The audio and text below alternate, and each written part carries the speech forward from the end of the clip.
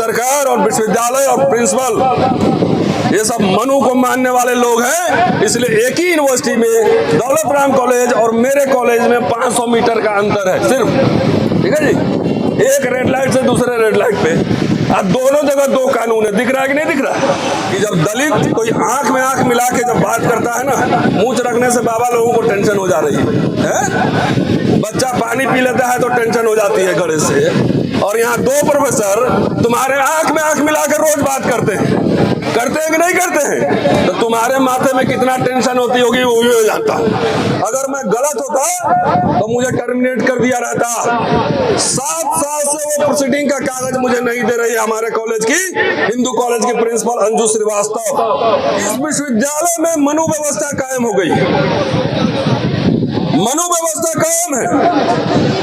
एक तरफ principal chargesheeted, FIR chargesheeted, और पूरा प्रशासन, भारत सरकार, विश्वविद्यालय प्रशासन, पुलिस प्रशासन, भारत सरकार, अमित शाह, ये सब इस प्रिंसिपल को बचा रहा है।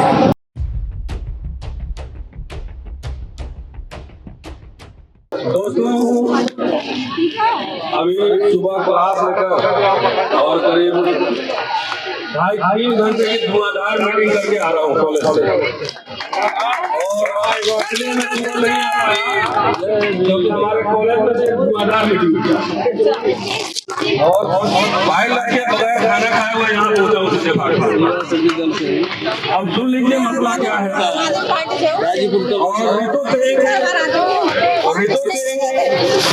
और रतन लाल कोई अपने व्यक्तिगत लड़ाई नहीं लड़ रहे हैं, हम तो बहाना मार रहे हैं, बहाना मार रहे हैं। आपने देखा होगा,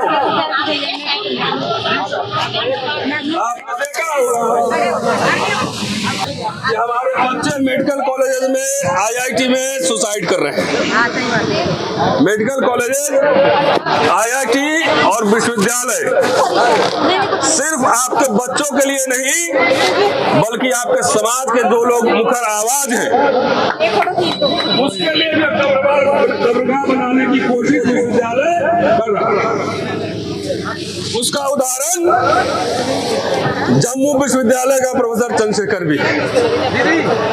क्या हो रहा है? यहाँ तो हजारों लोग पढ़ाते हैं, लेकिन जो लोग चुपचाप रहते हैं, सत्ता के हाँ में हाँ मिलाते हैं, जो लोग, उनके लिए तो कोई समस्या नहीं है। लेकिन जो लोग इस समाज के खिलाफ, जाति जो होती है उसके खिलाफ जो इंटेलेक्चुअल जो प्रोफेसर आवाज उठाते हैं, उनको व्यक्तिगत कीमत चुकानी पड़ती है, व्यक्तिगत कीमत चुकानी पड़ती है। इसलिए रितु सिंह की जो आवाज है, इनके साथ जो दमन हुआ, इनको नौकरी में निकाला गया, ये इनके लिए नहीं, ये चूंकि आपके लिए लड़ रही थी, आपके लिए आवाज उठा रही थी, तो ये व्यवस्था के लोग इनको जानबूझ के गलत केस में डालकर इनको कॉलेज से निकाल दिया। मैं बार बार कहता हूं कि इस विश्वविद्यालय में मनु व्यवस्था कायम हो गई, मनु व्यवस्था कायम है। एक तरफ प्रिंसिपल चार्जशीटेड, FIR चार्जशीटेड, और पूरा प्रशासन, भारत सरकार, विश्वविद्यालय प्रशासन, पुलिस प्रशासन, भारत सरकार, अमित शाह, ये सब इस प्रिंसिपल को बचा रहा है।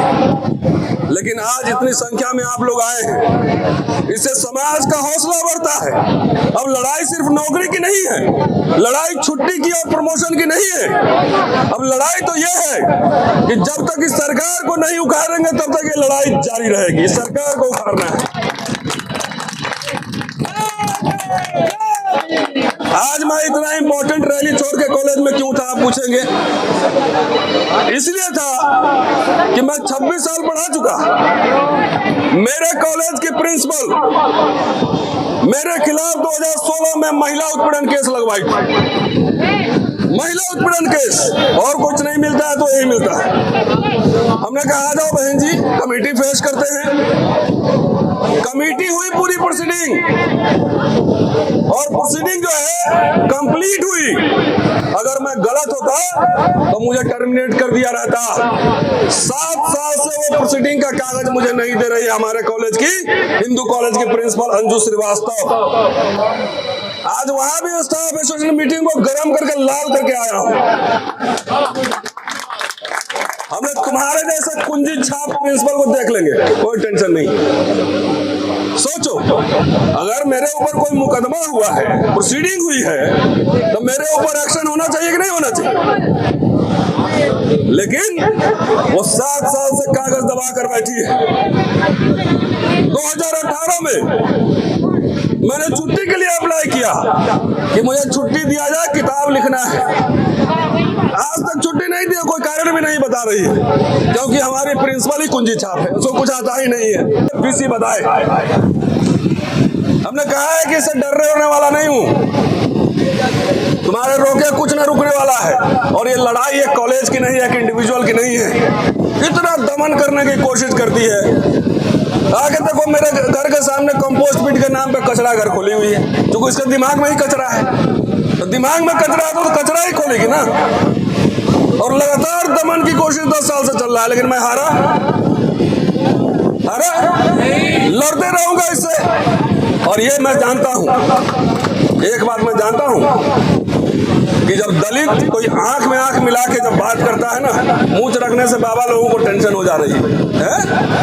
बच्चा पानी पी लेता है तो टेंशन हो जाती है गड़े से। और यहाँ 2 प्रोफेसर तुम्हारे आंख में आंख मिला के रोज बात करते हैं कि नहीं करते हैं? तो तुम्हारे माथे में कितना टेंशन होती होगी वो भी मैं जानता हूँ, वो भी मैं जानता हूँ, ज्यादा टेंशन होती है। तो इसलिए हम इस अपील करना चाहते हैं पूरे देश के जितने ही माइनॉरिटी, SC ST OBC के छात्र और शिक्षक हैं, किसी भी विपरीत परिस्थिति में डरो नहीं, लो, भागो नहीं, दुनिया बदलो। और मैं जानता हूं कि न्याय और संविधान हमारे पक्ष में है।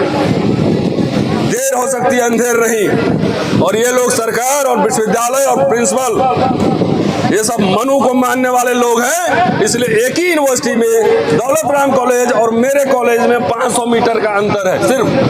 ठीक है जी, एक रेड लाइट से दूसरे रेड लाइट पे। अब दोनों जगह 2 कानून है, दिख रहा है कि नहीं दिख रहा है? दिख रहा है ना? तो इससे डरना नहीं है, समझौते नहीं करना है। मैंने आज कहा है मीटिंग में कि मुझे समझौते करना आता तो प्रिंसिपल से क्यों समझौता करते, सीधे सरकार से जाकर नमस्ते जी हजूर कहते, हमको बहुत कुछ मिल जाता।